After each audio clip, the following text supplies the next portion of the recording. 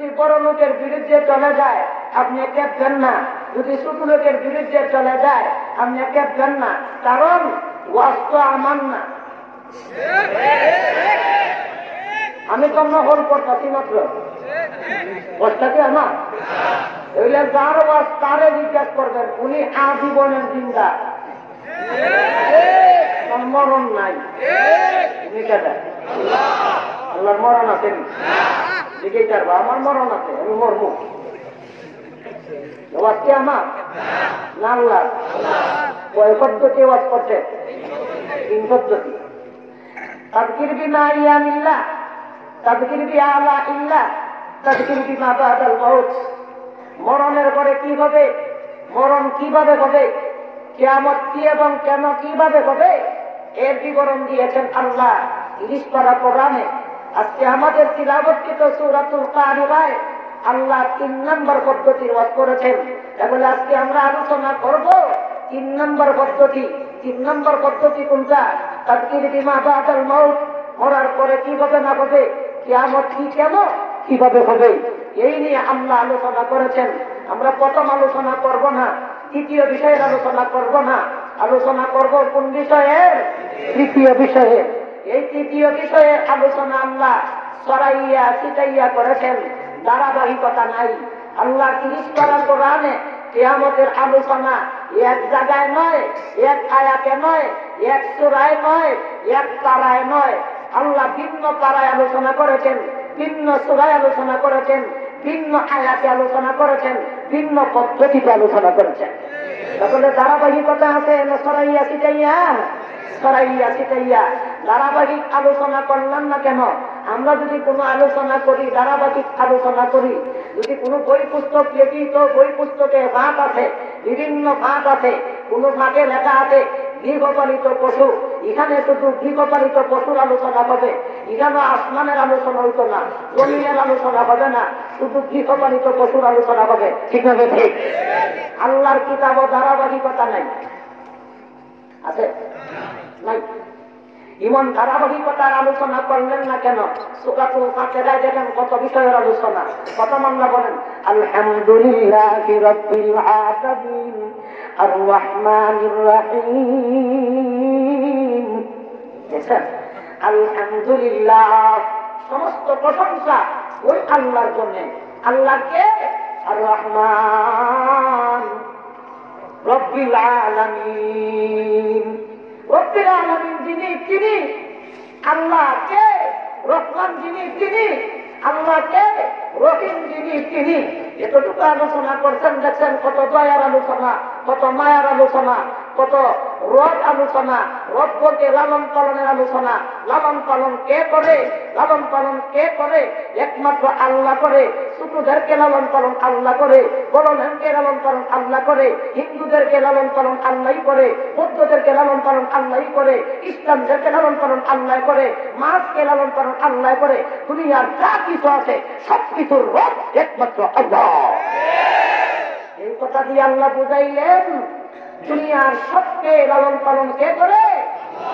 তো আমার কোনো টেনশন নাই, সব পালন তো আল্লাহ করবে, সব চাহিদা আল্লাহ পুরা করবে, সব রিজিকের ব্যবস্থা আল্লাহ করবে, ডাক্তারের ব্যবস্থা আল্লাহ করবে, কাপড় সুপড়ের ব্যবস্থা আল্লাহ করবে, গাড়ি গাড়ির ব্যবস্থা আল্লাহ করবে, অসুখ বিসুখের ব্যবস্থা আল্লাহ করবে, ডাক্তারের ব্যবস্থা আল্লাহ করবে, সবকিছু ব্যবস্থা আল্লাহ করবে।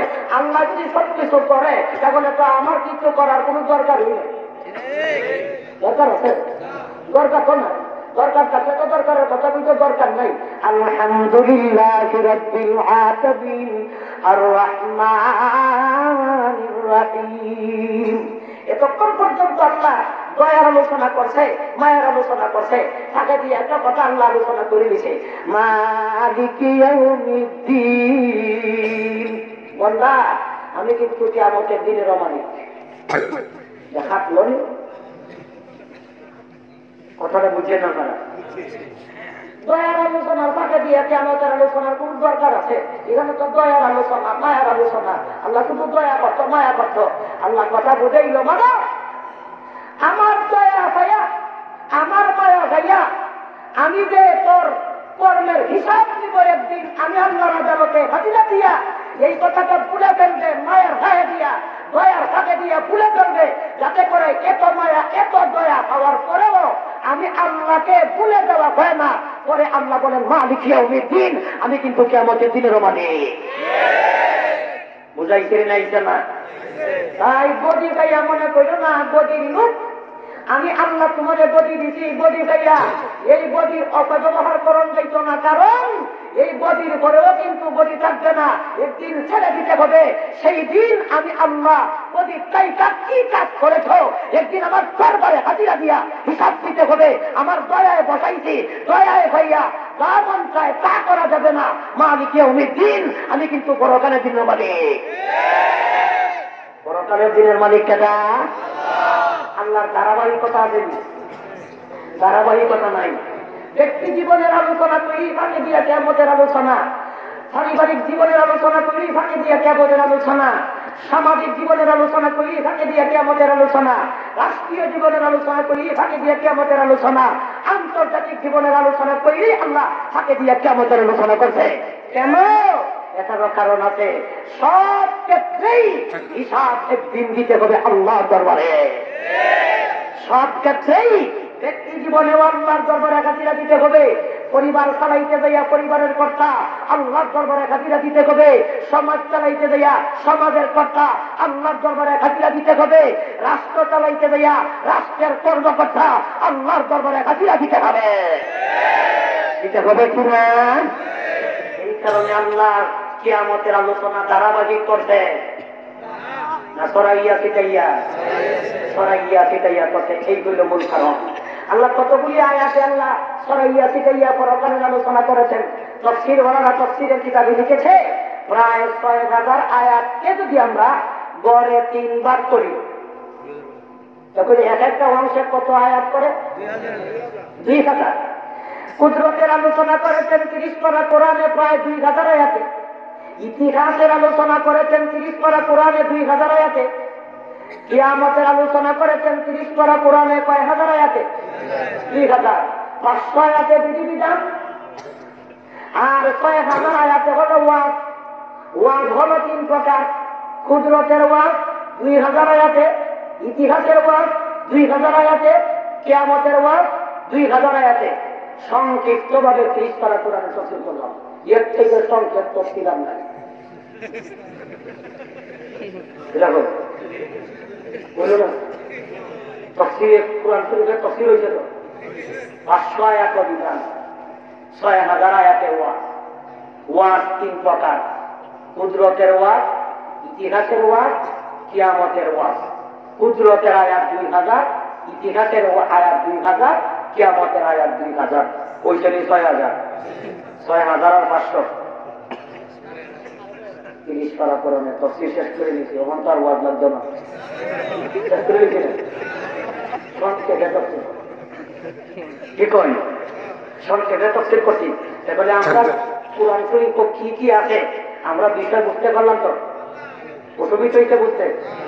সংক্ষেপে আমরা বুঝছি আমাদের পবিত্র কোরআনে আল্লাহ কি কি বিষয়ের আলোচনা করেছেন। এখন সংক্ষেপ আলোচনা করলাম, এখন আমরা একটু সবিস্তারে আলোচনা করে নেই। কি বল?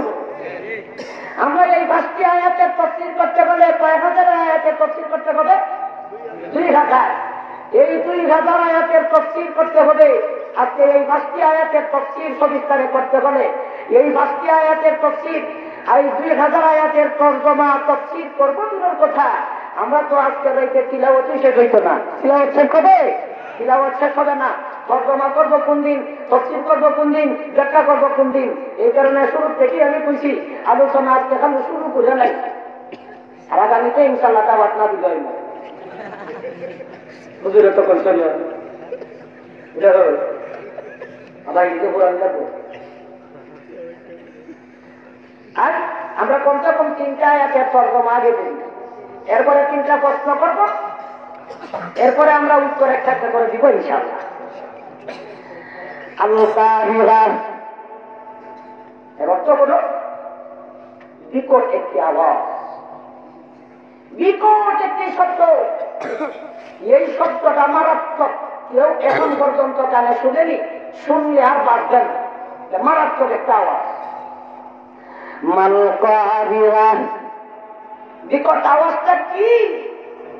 ওয়ামা আদরাকা মাল কারিয়া। নবীজি, বিকট আওয়াজটা কি আপনি জানেন? এখন তো নবী নাই, নবী তো রওজা শরীফে জীবিত, কিন্তু কোরআনের আয়াতের তরজমা আমরা পড়াই করি। এখন আল্লাহ কাকে বুঝাইছে? আগে তো নাজিলের সময় নবী ছিলেন মুখাতব, নবীকে আল্লাহ সম্বোধন করেছিলেন। এখন আল্লাহ কাদেরকে সম্বোধন করেছেন যেটা কি? এটা তরজমায় বুঝে আসবে না তাফসীর ছাড়া। ওয়ামা আদরাকা মাল কারিয়া।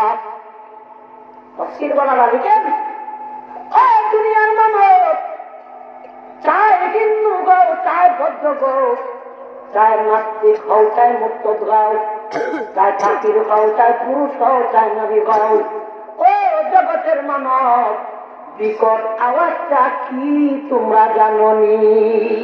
আল্লাহ প্রশ্ন করছে আমাদেরকে। হ্যাঁ পৃথিবীর মানুষেরা, এই বিকট শব্দটা, এই বিকট আওয়াজটা কি তোমরা জানো? আপনারা জানছেন কিন্তু শুনেননি, কোরআনের মাধ্যমে জানছেন কিন্তু শুনেছেন। শুনলে তো আর বাঁচতেন না। এই আওয়াজ যাদের কানে আসবে সেই দিন আর একটা মানুষ আর বাঁচবে না। শুধু মানুষ না, আসমানে যা কিছু আছে, জমিনে যা কিছু আছে, সাগরে যা কিছু আসবে, আসমানের বাসিন্দা, জমিনের বাসিন্দা, সাগরের বাসিন্দা, এই তিন জায়গার বাসিন্দা তার আর কোন জায়গা আছেন? আসেনি। তাহলে নবমণ্ডল, নবমণ্ডলের বাসিন্দা, ভূমণ্ডল, ভূমণ্ডলের বাসিন্দা, এমনকি সাগরের বাসিন্দা, কেউই জীবিত থাকবে না এই আওয়াজটা শোনার পরে। আল-কারিআতু মাল কারিআ ওয়ামা আদরাকা মাল কারিআ। বিকট আওয়াজ, বিকট আওয়াজটা কি? ও পৃথিবীর মানব জাতি, বিকট আওয়াজটা কি তোমরা জানোনি? এইগুলো তিনটে আয়াতের তরজমা, তরজমার দ্বারা তো বুঝে আসবে না। এখন আমরা এই আয়াতগুলি ব্যাখ্যা করি। প্রশ্ন জাগে, হুজুর এই আওয়াজটা বাজবে কখন? এই আওয়াজটা দিবে কে? এই আওয়াজটা বাজার করে কি অবস্থা হবে? কটা প্রশ্ন হলো? তিনটা। আওয়াজটা বাজবে কখন? আওয়াজটা দিবে কে? আওয়াজটা বাজার করে ঘটনা কি ঘটবে? কি অবস্থা হবে? আমরা আগে তিনটা প্রশ্নের উত্তর বুঝি, এরপরে আমরা সামনের কথা বুঝবো ইনশাআল্লাহ। প্রথম প্রশ্নের জবাব দিতে আজকের দিনে শেষ হবে না। দ্বিতীয় প্রশ্নের জবাব দিতে অত শেষ হইত না। তৃতীয় প্রশ্নের জবাব দিতে তো আর শুরু করুন যেত না। শুধু আমরা প্রথম প্রশ্নের জবাবটাকে দুই ভাগে ভাগ করবো। নবীজি ১,৫০০ বছর আগে প্রথম প্রশ্নের জবাব দিতেন দুই ভাগে। কয় ভাগে? দুই ভাগে। নবীজি বলেছেন, যখন তোমরা দেখবেন এই লক্ষণগুলি সমাজে প্রকাশ পেয়েছে, তো আর বেশি দেরি নয়, বিকট আওয়াজটা বেজে যাবে, বাজার সময় এসে গেছে। এটা করলো কিয়ামত। কিয়ামত কাছাকাছি। কিয়ামত কবে হবে? নবীজিকে আল্লাহ আয়াত নাযিল করে জানিয়ে দিলেন, নবীজি কিয়ামত কোন দিন হবে? বিকট আওয়াজটা কবে বাজবে? এই বিকট শব্দটা কবে হবে? মানুষ আপনাকে জিজ্ঞাসা করতে পারে, আপনি জবাব শিখুন, আমি আল্লাহ আপনাকে জবাব শিখাইয়া দিই। ইয়াসআলুকান নাসু আনিস সাআহ قل إنما علمها عند الله وما يدريك لعل الساعة تكون قريبا। লোকেরা আপনার কাছে জিজ্ঞাসা করবে কিয়ামত কবে হবে? নবী আপনি বলুন কিয়ামত কোন দিন হবে, কোন তারিখে হবে, কোন দিনে হবে? একমাত্র দয়াল আল্লাহ ছাড়া কেউ জানে না। তবে নবীজি আমি আল্লাহ আপনাকে কিছু অনুমান দেই, আন্দাজ দেই। ওয়ামা ইউদরিকা লাআল্লাস-সাআতা তাকুনু করিবা। নবীজি কিয়ামত বেশি দেরি নয়, কিয়ামত বেশি দূরেও না। নবী গো, নবী বলো কিয়ামত হলো অতি নিকটে। কিয়ামত দূরে না কাছে?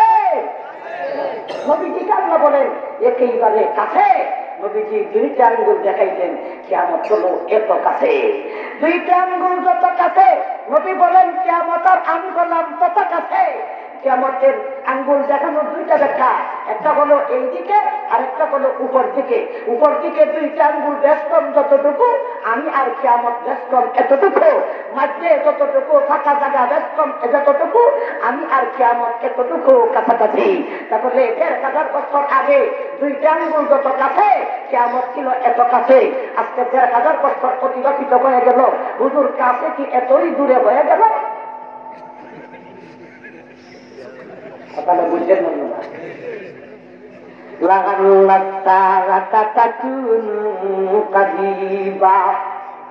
কিয়ামত নিকটে কাছে।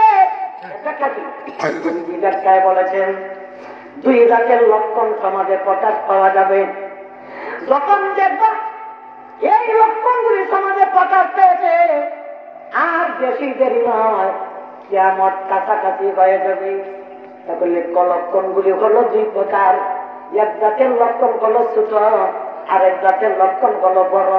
ছোট লক্ষণকে বলা হয় আলামতে সুগরা, বড় লক্ষণকে বলা হয় আলামতে কুবরা। ছোট লক্ষণ, বড় লক্ষণ। আলামতে সুগরার আলোচনা করলেও তো 3 দিন যেমন লাগবো, আলামতে কুবরার আলোচনা করলেও তো 3 দিন যেমন লাগবো। তাহলে সুগরায় কুবরায় মিল্লা কয়দিন? তো প্রথম পক্ষে জব দিতেই তো 6 দিন। বাকি আলোচনা কর্ম কোন দিন? ছোট লক্ষণ একটা নয়, দুইটা নয়, এতগুলি আলোচনা তো আমরা করতে পারতাম না। তারপরে সংক্ষেপে করে আমি কি করবো, একবারে শর্ট।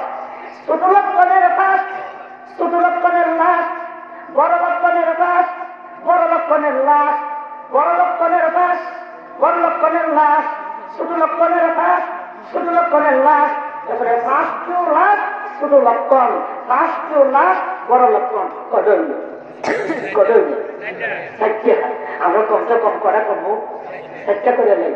ছোট লক্ষণের ফার্স্ট টু লাস্ট, বড় লক্ষণের ফার্স্ট টু লাস্ট। ছোট লক্ষণের প্রথম, ছোট লক্ষণের শেষ, বড় লক্ষণের প্রথম, বড় লক্ষণের শেষ। কত হইল? আগামাতা বাঞ্জালাই নাকি? তাহারা আগামাতা বাঞ্জালাই। আমরা ছোট লক্ষণের প্রথম, ছোট লক্ষণের শেষ, বড় লক্ষণের প্রথম, বড় লক্ষণের শেষ। কি কয়? আর ভাষা দিয়ে একটা কুয়ে নেব, যেটা নিয়ে বাংলাদেশে এখন তুলপার শুরু হয়েছে। এটা আমরা ভাষা দিয়ে কুয়ে নেব, ওই বাংলার ভাষটা আমরা কইতাম চাইতে ভাষা দিয়ে একটা কুয়ে নেব। যারা বর্তমানে কিছু মানুষ বুঝে না, এরা বোঝানোর জন্য ভাষা দিয়ে কইব। যদি অসুবিধা হয়তো কইতাম না, আর অসুবিধা না হইলে কয়ে নেব। এটা কই প্রথমটা শুরু করি, মাঝে একটা ভাষা দিয়ে কয়ে নেব ইনশাআল্লাহ। প্রথমটা বিশ্বনবী বলেছেন, আমি নবীজি আগমন কিয়ামতের ফার্স্ট লক্ষণ। আমি দেখেছি নবী এসে গিয়েছি, আর দুনিয়া বেশি দিন থাকবে না। দুনিয়া বুড়া হয়ে গিয়েছে, বুড়া হইলে মানুষ বেশি দিন বাঁচবে আশা করা যায় না। ঠিক না? ঠিক।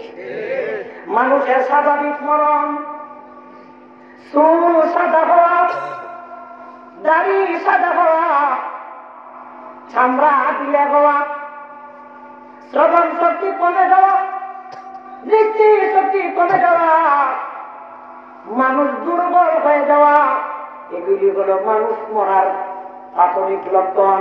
স্বাভাবিক মরণ, চামড়া ঢিলা হয়ে গিয়েছে, আর বেশি দিন থাকবো না, স্মৃতি এসে গিয়েছে, চুল সাদা হয়ে গিয়েছে, মরার লক্ষণ শরীরে প্রকাশ পেয়েছে, আর বাঁচবো না। দাঁত পড়ে গিয়েছে, বেশি দিন থাকবো না, মরার লক্ষণ। দুর্বল হয়ে গিয়েছে, লাঠি পর দিয়া থাকে, আর বেশি দিন থাকবো না, মরার লক্ষণ। ওই না কেন? বুড়া হয়ে গিয়েছে। ঠিক তেমনি ভাবে আদম আলাইহিস সালাম যেদিন আল্লাহ দুনিয়াতে পাঠিয়েছিলেন, দুনিয়ার চুল ছিল কালো, দুনিয়ার চামড়া ছিল সুন্দর, দুনিয়া ছিল শক্তিশালী, দুনিয়া ছিল যুবক। নূহ নবী আসার সময় দুনিয়া ছিল যুবক। মূসা পয়গম্বর যে এসেছিলেন, দুনিয়া ছিল যুবক, দুনিয়ার শক্তি ছিল। যারা দুনিয়াতে বসবাস করেছিল তাদের শক্তি কম ছিল না, কি কম? সালেহ পয়গম্বর, আদ জাতি, কামুর জাতি, এদের শক্তি কেমন ছিল? এরাও কিন্তু দুনিয়ার বাসিন্দা ছিল। দুনিয়ার যেমন শক্তি ছিল এরারও শক্তি ছিল। দুনিয়ার বয়স বলা ছিল, দুনিয়ার ছিল যৌবন কাল, বাসিন্দারও ছিল যৌবন কাল, এরা এত শক্তি ছিল। আল্লাহ বলেন আলাম তারা কাইফা ফাআলা রাব্বুকা বিআদ ইরাম যাতিল ইমাদ التي لم يخلق مثلها في البلاد وثمود الذين جابوا الصخر بالواد وفرعون بالاوتاد الذين طغوا في البلاد فاكثروا فيها الفساد فصب عليهم ربك سوط عذاب শক্তিশালী ছিল। এরা কিন্তু জাতি আল্লাহ পৃথিবীতে সৃষ্টি করেনি। একদম পর্যন্ত এমন পরাশক্তি বাচ্চাও নাই ফেরাউনের মতো। 1000 গতি 450 বছর আছিল। তুমি কত বছর আছো? কত বছর আছে? 450 বছর গতি আছে। কেউ গতি জামাইবার আন্দোলনও করে না, মিটিংও করছে না, মিছিলও করছে না। আমরা তখন মিছিল মিটিং করি, মিছিল মিটিংও কেউ করছে না। 1000 আছে, 1000 এই পৃথিবীর যৌবন ছিল।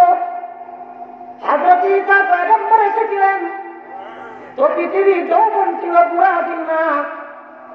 ঈসা পয়গম্বর আগমন করেছিলেন, জমিনের বয়স ভালো ছিল। আল্লাহর পয়গম্বর বলেন আনা খাতামুন নবিয়্যিন লা নবিয়্য বাদি, আমি বললাম শেষ নবী, আমার পরে আর কোন নবী নাই। আমার কিতাব হলো সর্বশেষ কিতাব, লা কিতাব বাদি, আমার শরীয়ত সর্বশেষ শরীয়ত, লা শরীয়ত বাদি, আমার শরীয়তের পরে আর কোন শরীয়ত নাই, আমার কিতাবের পরে আর কোন কিতাব নাই।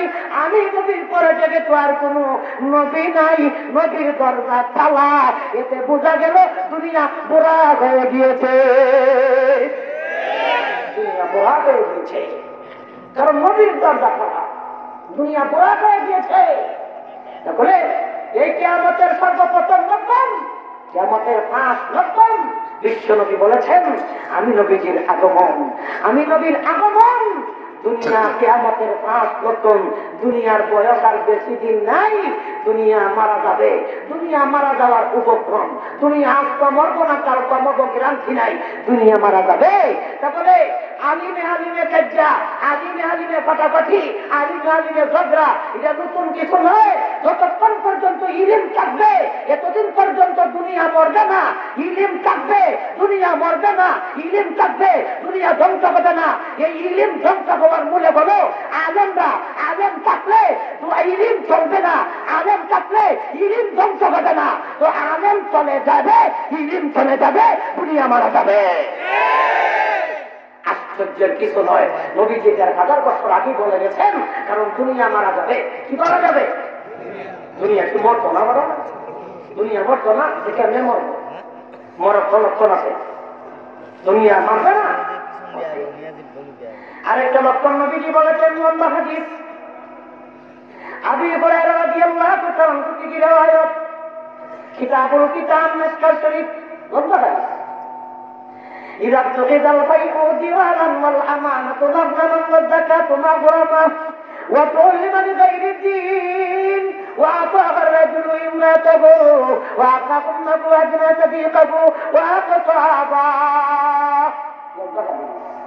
এই হাদিসের একটা অংশে বিশ্ব নবী 1000 বছর আগে বলে গেছেন ওয়াযখারাতিল কাইনাত ওয়াল মাযিদ ওয়াযখারাতিল কাইনাত ওয়াল মাযিদ। দশটা হাদিস বের করো, সহি হাদিস বন্ধ করুন নাই। এখানে রাবিও শরীফ না, এখানে সহি আর আপনার গয়রা শরীফ কইয়া একতলাপ করার কোনো সুযোগ নেই। এটা বলে ডাইরেক্ট সহি হাদিস, এখানে কারসাত করার কোনো ভাব নাই। 1000 বছর আগে বিশ্বনবী বলেছেন ওয়াযখারাতিল কাইনাত। কাইনাত শব্দের অর্থ হলো গায়ক, গায়িকা, নায়ক, নায়িকা। ওয়াল মাযিদ এর অর্থ হলো বাদ্যযন্ত্র। এই গায়ক, গায়িকা, যখন সমাজে প্রকাশ পেয়ে যাবে, সাথে বাদ্যযন্ত্র নিয়ে যখন প্রকাশ পেয়ে যাবে, তখন আর বেশি দেরি নয়। এগুলো কিয়ামতের লক্ষণ, কিয়ামতের আলামত, দুনিয়া ধ্বংস হওয়ার লক্ষণ। যারা ১,৫০০ বছর আগে বিশ্বনবী বলেছেন গায়ক গায়িকা, নায়ক নায়িকা, বাদ্যযন্ত্রগুলো কিয়ামতের লক্ষণ, এরা ইদিয়ে হালাল করার জন্য মাথা উঠা করে রেখেছে।